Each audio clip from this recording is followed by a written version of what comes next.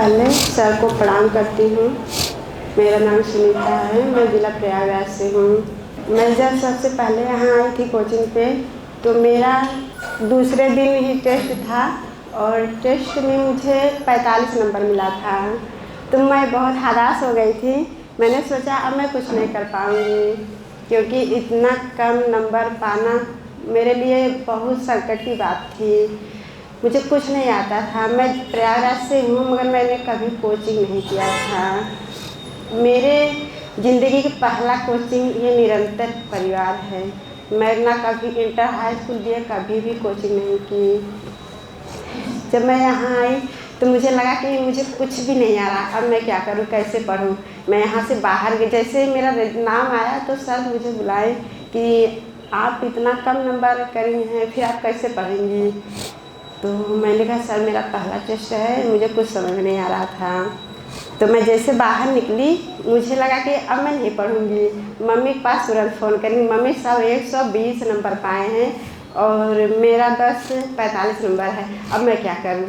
तो भैया के पास फ़ोन की, वो भी यही बताएं। तो कह रहे हैं कि कोई बात नहीं, आप दूसरे दिन जाइएगा तो ये पूछिएगा जो दीदी लोग हैं वो कब से पढ़ रही हैं। तो मैं सोची अच्छा ठीक है, मैं कल जाके पूछूंगी।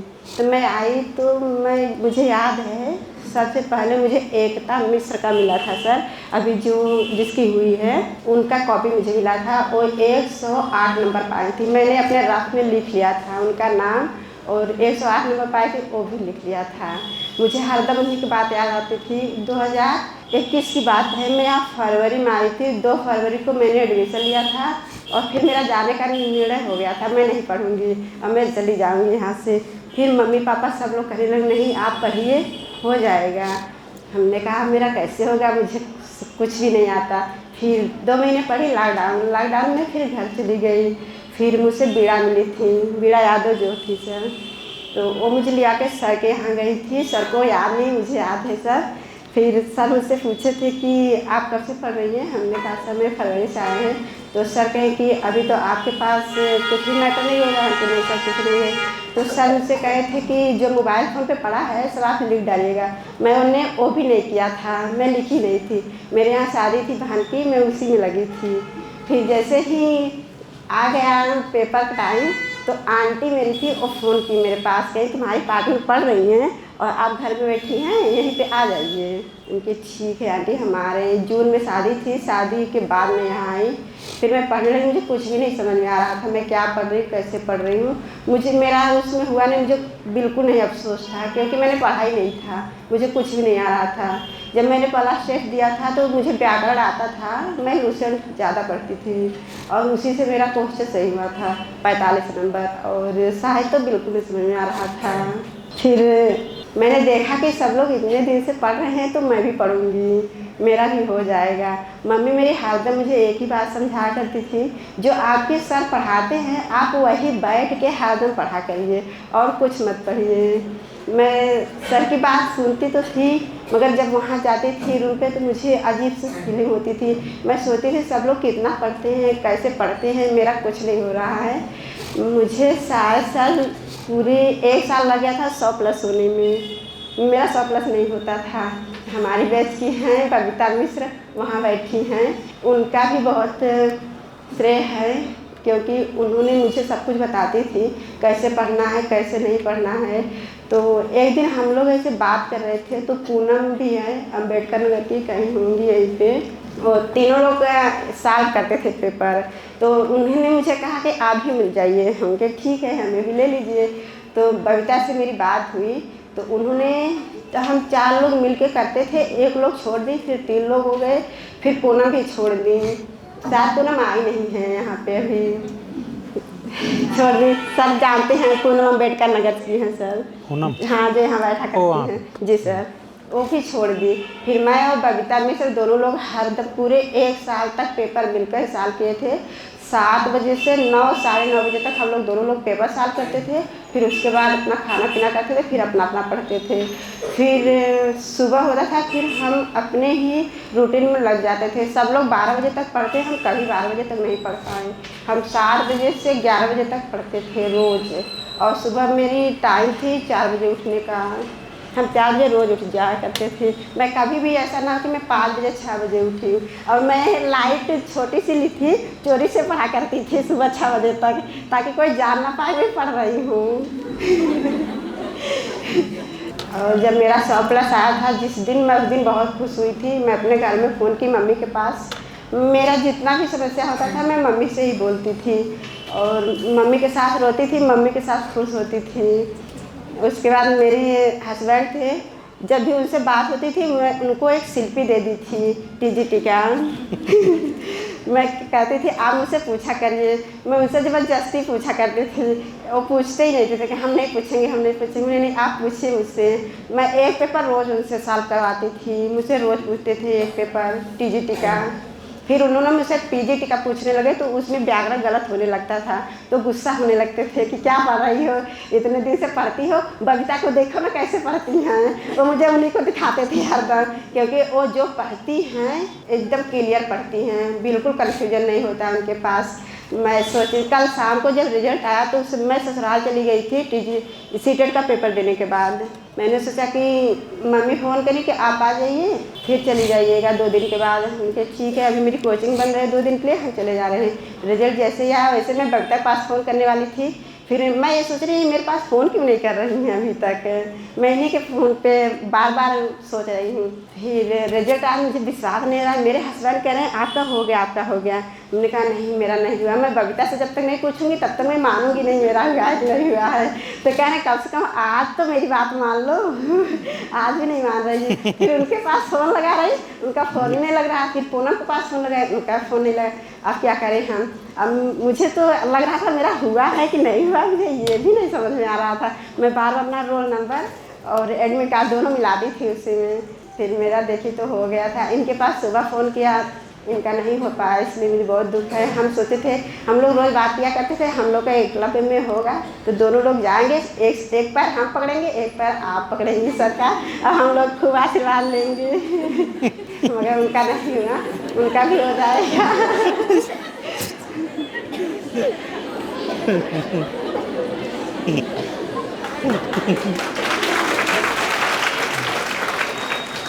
मुझे समझ नहीं आ रहा था पेपर। जब मैं एकलव्य का पेपर देने जा रही थी तो मुझे ऐसा लग रहा था कि मैं टीजीटी का पीजीटी का यूपी का पेपर देने जा रही। मैं एकलव्य समझ के गई ही नहीं थी। मैंने हरियाणा डाला था, उसके लिए मैं पढ़ी ही नहीं थी। मैं सिर्फ एकलव्य पढ़ा करती थी। मुझे बहुत अच्छा लग रहा। जिस दिन मैंने फॉर्म डाला था उस दिन मेरे हस्बैंड थे यहाँ पे, उन्होंने गए थे फॉर्म डाल के आए, कहे आप रफ्ता हो गई कि ऐसे कैसे हो गए, अभी तो फॉर्म पड़ा है। कहीं जो हम आपसे रोज़ पूछते हैं, जो आपके सर आपको रोज़ पढ़ाते हैं वही सब है इसमें, और आप धैर्य से करिएगा आपका हो जाएगा। फिर मुझे लग रहा था मेरा हो जाएगा। मैं सिलेबस निकलवा ली थी, उसको रोज़ देखा करती थी, रोज़ पढ़ा करती थी। हमने बबीता से भी कहा था कि हम लोग चलेंगे, उसको प्रयोगवाद, प्रगतिवाद, छावाद सब बांट लेंगे, वैसे पढ़ेंगे। हम लोग वैसे पढ़ते ही थे।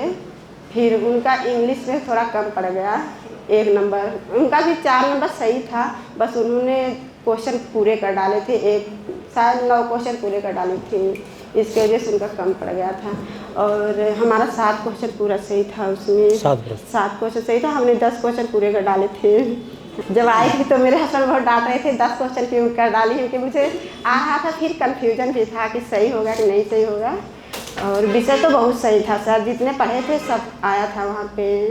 शिक्षा भी मुझे समझ में, मैंने एजुकेशन से किया है एमएड, तो मुझे शिक्षा समझ में आता है, उसमें भी हो गया था। और जब हम हरियाणा गए थे पेपर देने तो उसमें मेरा अच्छा क्वेश्चन था। मैं एजुकेशन में 15 में 13 क्वेश्चन किया था, तो उसमें मेरा सही था। बबीता एक बार खड़ी हो जाए, सब लोग देख लेंगे, उनकी वजह से मेरा 100+ हुआ था। उस दिन मुझे लगा था मुझे नौकरी मिल गई, आज मैं टीचर बन गई हूँ। खड़ी हो जाइए आप, सर भी देख लें आपको। इंग्लिश में आपका कम पड़ गया था? जी सर, उनका कोई बात नहीं, और अच्छा होगा। उनका सब्जेक्ट मेरे से भी अच्छा सब्जेक्ट था, नंबर बस उनका इंग्लिश में कम पड़ गया। क्योंकि मेरे हस्बैंड इंग्लिश से है, मेरे लिए बहुत बड़ी खुशी की बात यह है कि मेरे हस्बैंड का भी हो गया और मेरा भी, दोनों लोग का साथ में हुआ, साथ में रिजल्ट आया है। वो इंग्लिश से है। प्रोक्तम हुआ? नहीं सर, वो डाले थे इसमें हाईस्टर मॉडर्न में, उनका भी एमए पूरा नहीं हुआ है, तो टीचर उसमें नहीं हो पाया। एकलव्य हो? जी सर, एकलव्य में। तो आपके घर में पहली नौकरी? जी सर, मेरे घर में 2 हो गया? हाँ, मायके तरफ से एक भी नहीं था, ना ससुराल में था। अभी जब हुआ तो 2 नौकरी मिली, एक हस्बैंड को, एक मुझे। दोनों? जी सर, मेरे ससुर जी तो कल बहुत रो रहे थे, मेरे पास आके कहें कि यार मेरे यहाँ कोई नहीं नौकरी करता था। सब लोग कहते थे कब तक पढ़ाएंगी आप बहू को, कब तक पढ़ाएंगी, आपके यहाँ तो नौकरी मिलेगी नहीं, आप तो चाहे जितना पढ़ लीजिए। और प्रयागराज की एक ख़ास बात है सर कि कोई पढ़ता नहीं है। हम जाते हैं मायके पक्ष में, वहाँ भी कहते हैं, ससुराल में भी कहते हैं। मेरी खुद ननद है, ग्रेजुएशन कर रहे हैं, उनको बोलती हूँ चलिए मेरे कोचिंग में पढ़िए, हमारे साथ में रहिएगा, मेरे साथ नहीं आने दे रहे उनको, वो भी नहीं आना चाहती हैं। प्रयागराज वाले पढ़ते नहीं हैं, मेरे लिए बहुत बड़ी दुख की बात होती है। मैं सोचती हूँ पढ़ें, क्योंकि मैं जब यहाँ आई तो देखी सबको सर बोलते थे कि कितने लोग कहाँ से हैं, कहाँ से हैं।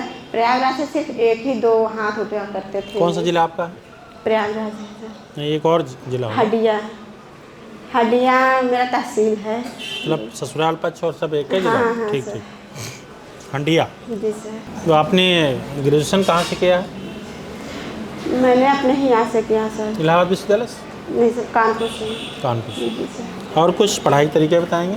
और सर पढ़ाई रेगुलर कितना रही आप संस्था में? मैं तो रेगुलर 2021 में तो नहीं थी, क्योंकि उस समय मुझे समझ में नहीं आता था। जब टेस्ट होता था तो मैं उस दिन आती ही नहीं थी, मुझे आ ही नहीं रहा था। तो मैं सोचती थी टेस्ट में जाएंगे तो सर डांटेंगे, कहेंगे इतने दिन पढ़े क्या पढ़ रही, आता नहीं। तो मेरी पार्टनर थी, मैं, दोनों लोग टेस्ट में हम लोग कटरा चले जाते थे घूमने। टेस्ट में नहीं आते थे? नहीं, टेस्ट नहीं आते थे, उनको भी नहीं आता था, मुझे भी नहीं आता था, दोनों लोग ऐसे ही थे। उनका 21 में हो गया। उनका 21 में जब हो गया तब मुझे लगा नहीं अब मुझे पढ़ना चाहिए, तब मैंने पढ़ना शुरू कर दी। फिर उसके बाद बगीचा मिल गई तो उन्होंने मुझे हर चीज़ बताया करती थी, ऐसे पढ़ना चाहिए, वैसे पढ़ना चाहिए, ये करिए। क्योंकि मैं उनसे डरा करती थी कि मुझे कब ना कौन सा क्वेश्चन पूछ ले, मुझे ना आ जाए। मुझे ना आता था, मुझे डांटती थी, कहती तुम क्या पढ़ रही हो, यही पढ़ रही हूँ। मैं उनके डर से मैं हरदम पढ़ा करती थी ताकि मेरा क्वेश्चन ना गलत हो। मैं सोचती थी कि मुझे आज ये पूछी हैं, मैं इसको कल पूरा दोहरा के फिर मैं बताऊंगी उनको, हरदम बताने की कोशिश किया करती थी। और उनका भी बहुत अच्छा है सब कुछ। उनको तो पुरस्कार भी 2 बार मिल गया, मुझे 2 बार मिलते मिलते रुक गया 1 नंबर से। मैं सोची एक दिन तो तैयार होके आई थी, आज मुझे पुरस्कार मिलेगा। तब भी नहीं, सरल क्वेश्चन गलत हो गया, मैं जान ही नहीं पाई। मुझे यहाँ तक पहुँचने में सबसे ज़्यादा सहयोग सर का है, उसके बाद मेरी मम्मी का है। मुझे लगता है मैं नहीं टीचर बनी हूँ, मेरी मम्मी बनी हैं, क्योंकि उन्होंने हरदम मुझे ऐसे बताती कि ये पढ़ो, वो पढ़ो। पढ़ी लिखी तो नहीं है, मगर हम 5 भाई बहन हैं। पढ़ाते पढ़ाते ऐसा लगा जैसे उनको सब कुछ समझ में आने लगा है, कैसे पढ़ा जाता है, कैसे नहीं। मम्मी पढ़ी तो नहीं है, बस हम लोग के साथ 4 बजे सूट जाया करती थी और सुबह 6 बजे तक बैठी रहती थी हमारे साथ में, ताकि ये लोग सोए ना, शुरू से ही। और अब भी वही करती है, जब भी फ़ोन करती हैं बस यही कहेंगी आप पढ़ो पढ़ो। सबको तो फ़ोन भी मना कर दी, आप लोग बात मत कीजिए, इसे इनको पढ़ने दीजिए। और हस्बैंड तो वो तो बिल्कुल नहीं बात किया करते थे, उनसे मेरी झगड़ा हो जाती थी बात करने के लिए। वो कहते थे पढ़ने गई हो आप पढ़ो, सर की बात नहीं समझ में आती है। फिर हम उनको शिल्पी दे दिए, कम से कम इसी बात हो जाएगी और शिल्पी मेरा पूछ ही देंगे। मुझसे ज़्यादा मेरे घर वाले खुश हैं, मेरे ससुराल पक्ष तो बहुत ज़्यादा खुश हैं, मम्मी पापा से भी ज़्यादा, क्योंकि उन लोग मुझे कभी अपना बहू ना समझे हैं। मैं जब भी जाती थी रिश्तेदार की तरह जाती थी और रिश्तेदार की तरह चली आती थी। सिर्फ 1 दिन के लिए जाती थी, रात भर रहती थी, सुबह भाग आती थी। और रोकना तो चाहती थी मेरी सास, कहती थी आप इतने दिन की 5 साल की शादी हो गया, अभी तक आपने मुझे खाना नहीं बना के खिलाई हैं। तो मेरे हस्बैंड कहते थे नहीं, जब नौकरी पा जाएंगी तो आप उनके साथ में रहिएगा, तब आपको रोज़ बना के खिलाएंगी। अभी आज आते समय कही हैं कि आप तो मेहमान की तरह आती थी और मेहमान की तरह चली जाती हैं, अब तो बिल्कुल नहीं रहेंगी आप, आपका हो गया है, अब पता नहीं कब छुट्टी मिलेगी कब नहीं मिलेगी। सब लोग, मेरी सास तो बहुत रोई थी, ससुर भी बहुत रोए थे कल। बहुत अच्छा लगा आपका स्पीच सुन के।